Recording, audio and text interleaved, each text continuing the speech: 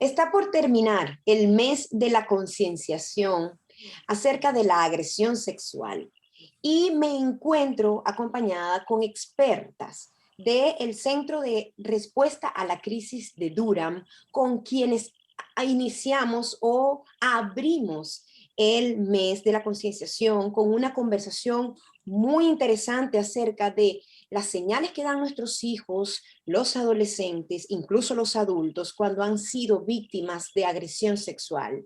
Y estas tres mujeres nos dejaron recomendaciones, nos dejaron números telefónicos, nos trazaron la ruta a transitar para poder llegar a minimizar, al menos evitar o interceptar nuevos casos.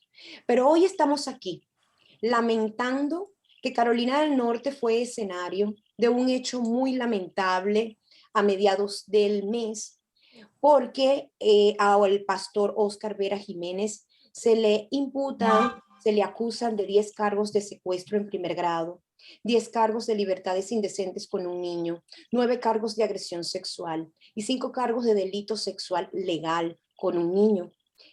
La denuncia de los casos con este niño ha desatado toda una ola en Siler City. La comunidad latina está conmocionada por el efecto de la manera como este pastor se ha demostrado que ha venido abordando a los jóvenes que formaban parte de su parroquia. Está recluido actualmente en el centro de detención del condado de Chatham y se le impuso una fianza inicial de $250,000. Aquí vamos a hablar con estas especialistas acerca de qué opinan. Quienes nos acompañan son Jimena Yáñez Pool, coordinadora de servicios para inmigrantes del Centro de Respuesta a la Crisis de Durham; Evelyn Bondenhubel, quien es enlace comunitario y especialista en servicios de la agencia en español; e Irma Esquivel, manejadora bilingüe de casos legales. Bienvenidas a las tres una vez más a este espacio de la conexión y gracias por darnos sus minutos y luego para poder hablar acerca de qué lección nos deja este caso desafortunado que ocurrió en Carolina del Norte en torno a la agresión sexual que tanto hemos venido advirtiendo, alertando y tratando de prevenir. Bienvenida y gracias por estar con nosotros.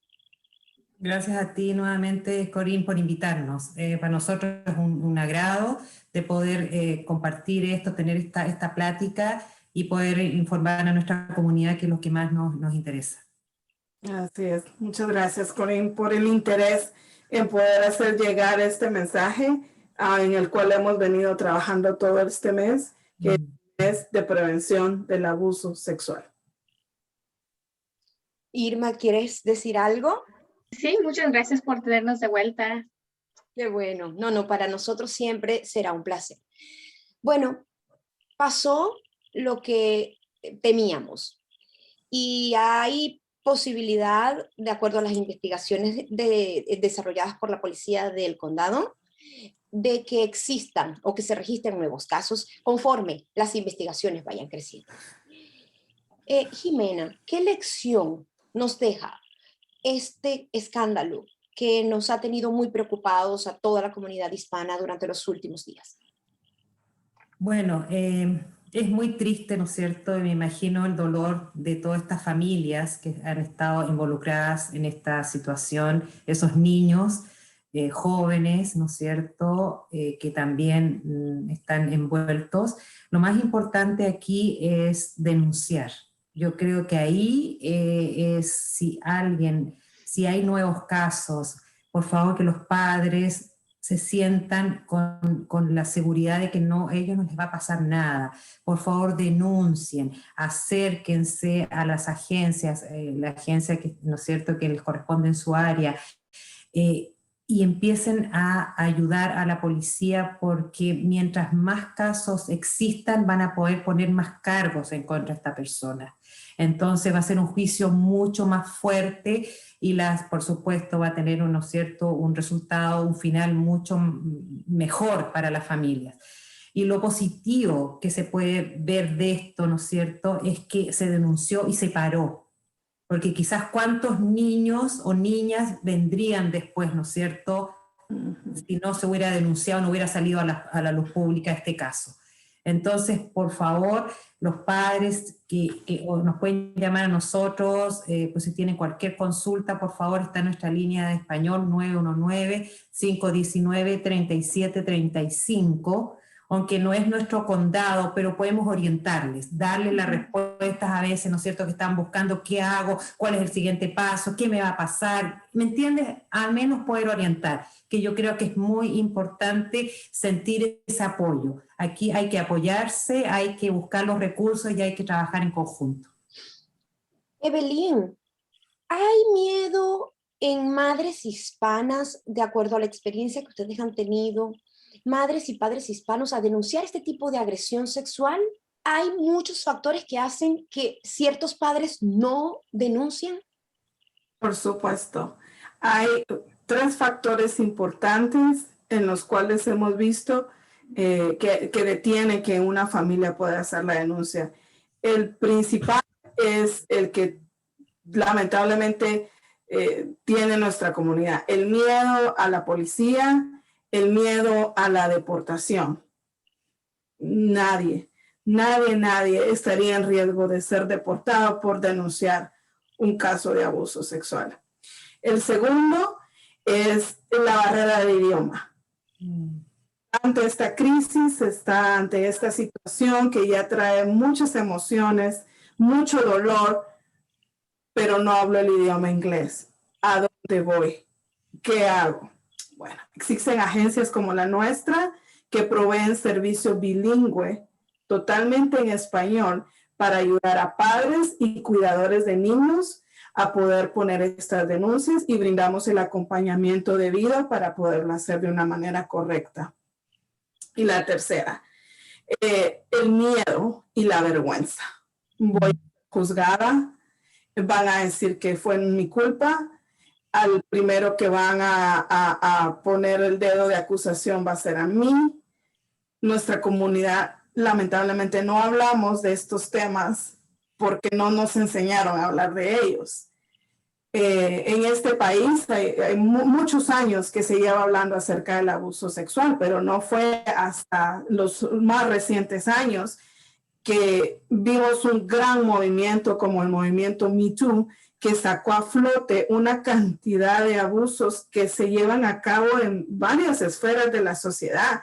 Recuerdo el caso de las gimnastas olímpicas. Trajeron medallas a este país, pero nadie sabía lo que llevaban dentro de ellas, ese sufrimiento. Vimos cómo se expresaban en corte y lloramos con estas niñas que fueron expuestas a eso.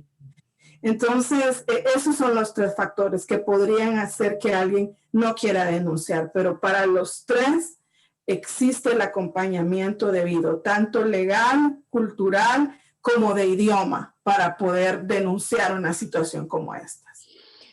Ahora que Evelyn comenta el apoyo legal, pues pasamos a hablar con Irma acerca de cuál es la ruta que una madre, sabemos que hay un sistema de apoyo a los hijos o a los menores en especial grado de apoyo cuando son víctimas de agresión sexual.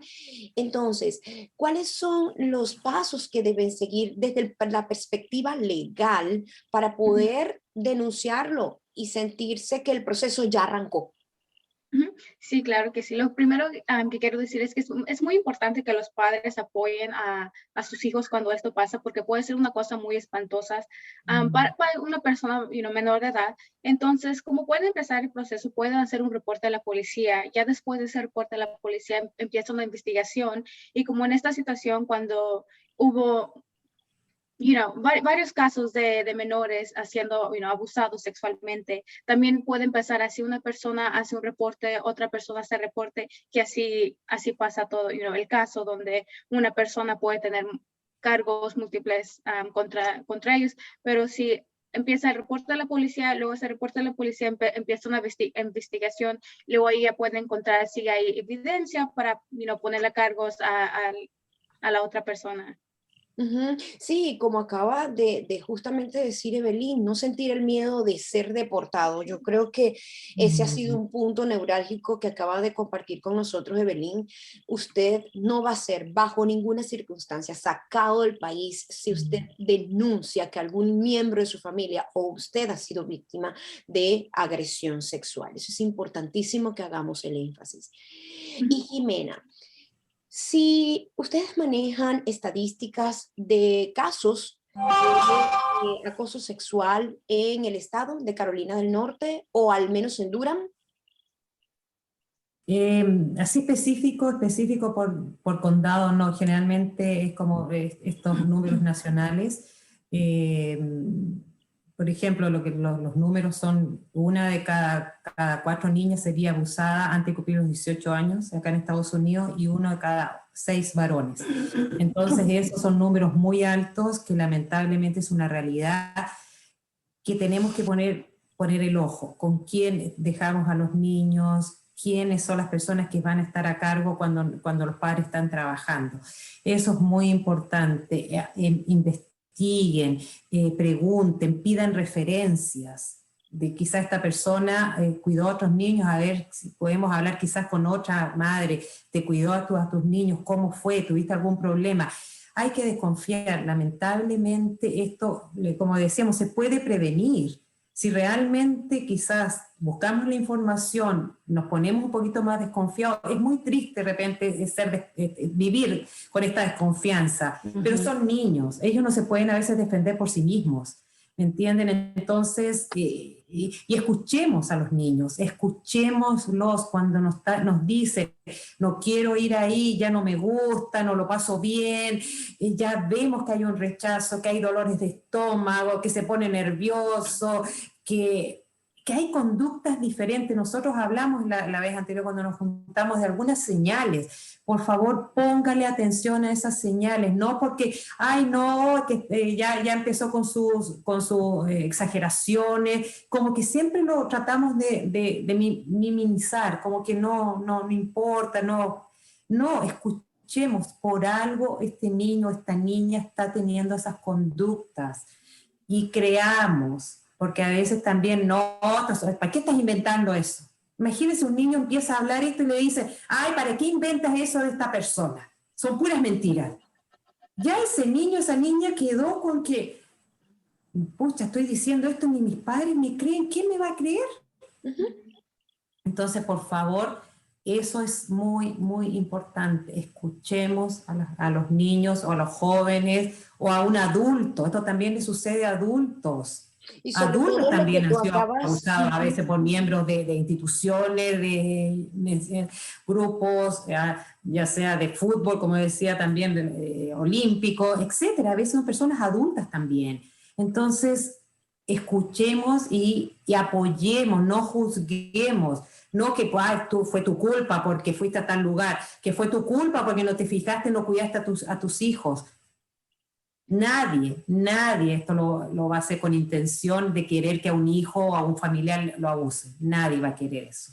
así es, y tú acabas de decir algo que es muy común y es el hecho de decir, hijo, no invente eso, ¿no? Mm. No invente que su tío lo tocó. Ah, No puede decir usted que su papá le hizo eso. Usted no puede decir que su madrastra le hizo eso. mm, Le tienes rabia a tu madrastra y por eso te estás portando de manera tan malcriada que estás exacto. inventando esto.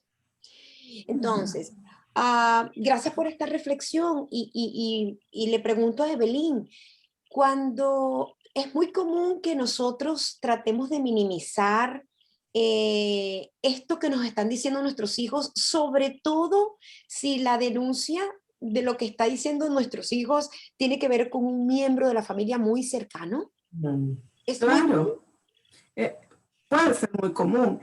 Y algo que nos indica que lo es que 8 de cada 10 casos de abuso sexual en Estados Unidos, la víctima conoce a su agresor. Es alguien que está cerca. claro. Y posiblemente no es algo que sucede rápido. Los agresores psicológicamente están estudiados porque, como mencionábamos, este país lleva años estudiando la conducta de un agresor. saben de qué manera acercarse a sus víctimas, saben qué decirles para atemorizarlos, saben qué decirles para coaccionarlos, para chantajearlos y lastimosamente manipularlos. Sabemos de casos donde los niños o los hijos están diciendo me pasó esto y las mamás no lo quieren creer, caen en una negación, pero también es parte de la crisis. Por eso nosotros en nuestra agencia contamos con terapeutas para niños y para adultos y totalmente en español, porque cuando una familia está enfrentando esta crisis, realmente el núcleo familiar necesita terapia, ya sea la mamá, el papá, para ayudar a entender al niño. Porque si no se puede crear una negación, no, esto no pasa. Tal vez tú no estés entendiendo bien lo que te quieren decir. O no, es que esta persona es así de cariñosa, le encantan los niños. Le encantan solo a los niños y tal vez no tanto a los adultos. Entonces, ¿cuál es su propósito de tener sumamente atención con los niños? ¿O por qué se comporta de esta manera con cierto niño, cierta edad? O sea, son factores que, como te repito, los padres o los cuidadores de niños, porque sabemos que muchos niños en nuestra comunidad, sus papás no están acá, están en nuestros países de origen, entonces están a cargo de una tía, de un tío, de una madrina, o lastimosamente, ¿verdad?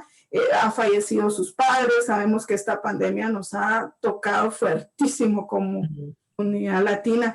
Entonces los cuidadores de niños y los padres realmente debemos de crear esos puentes de comunicación, validar lo que los niños nos están diciendo, entender por qué el niño o la joven o el joven se está comportando de una manera inusual o por qué nos está diciendo que eso le pasó. Deberíamos de escuchar su historia completa sin juzgar, sin refutarla y todo no negarla. Exacto. Y si no pasó nada, pues no pasó nada. Pero nuestro deber es escuchar a ver si pasó. Y aquí me gustaría, exacto, me gustaría agregar, Corín, si es posible, también cuando ya, ¿no es cierto?, sucede, ya se dan cuenta de que esto fue verdad, viene un sentimiento de culpa. Muchos de los padres, ¿cómo no me di cuenta? ¿Cómo no lo escuché? ¿Cómo no? ¿Cómo? ¿Por qué? ¿Cómo? Entonces viene toda esa parte que es súper, súper fuerte y por eso es muy importante la consejería. Porque lamentablemente tienen que trabajar todo como dice Evelyn, la negación al comienzo, después todo este sentimiento de culpa y todo lo que va a implicar el proceso. Esto es un proceso largo de consejería, pero ayuda a sanar estas heridas, pero se tiene que hacer en unidad con la familia. Una de las cosas que podría detener a un padre o una madre ahora es creer que las terapias son extremadamente costosas y que sus presupuestos no aguantan un ciclo de terapias para su familia, para la madre, el padre, la niña, el niño, lo que acaba de decir Evelyn. Hay alternativas a bajo costo, hay alternativas gratuitas, hay servicios activos para que ellos comiencen y paguen después. ¿Cómo funciona? Si esto es un mito que tenemos que derribar, ¿cómo funciona el sistema? ¿Nos podrían explicar? Mira, si quieres, ahí es muy importante aclarar esto. Los niños que son nacidos acá generalmente están en Medicaid y Medicaid les cubre las terapias. Y también hay veces que pueden cubrir a los padres a través de los niños, porque la terapista, bueno, cierto, puede poner que está en un trabajo de familia, no puede separar que el niño o la niña, ¿no es cierto?, sufrió este abuso y separar a los padres como que no están involucrados en todo este trauma, ¿no? Entonces a veces pueden trabajar de esa manera. Como decía Evelyn, nuestra agencia tiene terapistas bilingües para adultos y niños y son gratis. Para nuestros clientes son gratuitas estas consejerías, estas terapias. También hay otras agencias en el área que a veces cuando nuestras terapistas están muy colapsadas porque realmente están a veces muy sobrecargadas, podemos referir a otras agencias que que también los atienden a través de Medicaid o en forma, si no son americanos, también buscan formas de poder tener, ellos tienen como ciertas becas que pueden también utilizar en niños cuando no son nacidos acá y no tienen ningún seguro médico. Es un tema muy importante el de las terapias, porque sabemos que a través de los seguros normales muchas veces no es tan fácil tener acceso y puede ser costoso. Si tiene un seguro que no le cubre, puede enfrentarse a copagos que realmente, bueno, ponen a la familia en una situación difícil. Pero sí hay organizaciones que podrían cumplir con esta función de ayudarlos a las personas que estén pasando por una crisis de esta magnitud. Exacto, de esta magnitud desde el plano de la agresión, pero también de una magnitud elevada cuando la pandemia dejó a familias hispanas en una crisis económica profunda y finalmente muchos de ellos en condiciones normales tendrían la disposición de pagar, pero realmente, en términos reales, no pueden hacerlo ahora. Entonces, es excelente saber que la comunidad hispana tiene a los especialistas del Centro de Respuesta a la Crisis de Durham como aliados y que pueden establecer contacto con ellos a través del 919-519-3735, que es la línea en español. Pueden llamarlos en cuanto vean algo o en cuanto sientan algo, o mucho más rápido, en cuanto corroboren algo. Tienen que, de acuerdo a lo que estas especialistas nos han dicho, pues hay que desconfiar. No es tiempo de darlo todo por sentado y bueno, principalmente escuchar a nuestros menores. Yo soy Corín Villalobos y para mí ha sido un gran placer compartir este espacio de orientación con tres grandes mujeres preocupadas de corazón porque la comunidad hispana esté libre cada día más de casos de agresión sexual. Muchísimas gracias y quisiera escuchar de cada una de ustedes un mensaje final. Bueno, gracias Corín nuevamente por invitarnos, por preocuparte de este tema y de poder, ¿no es cierto?, compartir a través de tu periódico y llegar a nuestra comunidad. El mensaje final, hay siempre esperanza, sabemos, y por mi experiencia, lo duro que es un proceso de este tipo, más cuando hay menores involucrados. Es un dolor tremendo que va a costar, ¿no es cierto?, ir sanando, pero hay solución, hay terapias y hay apoyo, y eso es muy, muy importante. Si esto sucede a adultos también está el apoyo, llámenos, porque hay veces que las personas no saben qué hacer si una persona ha sido violada. ¿Qué hago? Lo importante es ir al hospital de Duke. El hospital de Duke tiene los exámenes, el kit de violación para personas que han sido violadas. Eso no lo pueden hacer en una clínica común y corriente. Eso tienen que hacerlo en el hospital de Duke, en Durham, en este caso. Entonces, toda esa información es muy importante que la gente lo sepa y ahí les dan a todo el apoyo y hacen el reporte a la policía generalmente cuando ya están en todo ese proceso de hacer ese examen, que es un proceso muy, muy largo porque tratan de obtener evidencias de todas partes del cuerpo de la víctima. Entonces, hay esperanza, hay apoyo, acérquense a las agencias y también, importante, las personas que han sido víctimas de abuso sexual o violencia doméstica pueden aplicar a la visa U en Estados Unidos y pueden legalizarse en este país. Eso también es importante y hay agencias que lo hacen en forma gratuita o a muy bajo costo porque tienen becas. Entonces, eso también lo hacemos. Nosotros no tenemos los abogados en nuestra agencia, pero podemos referir. Entonces, eso para finalizar. Muchas gracias. No, muchas gracias a ti por ese mensaje. Evelyn.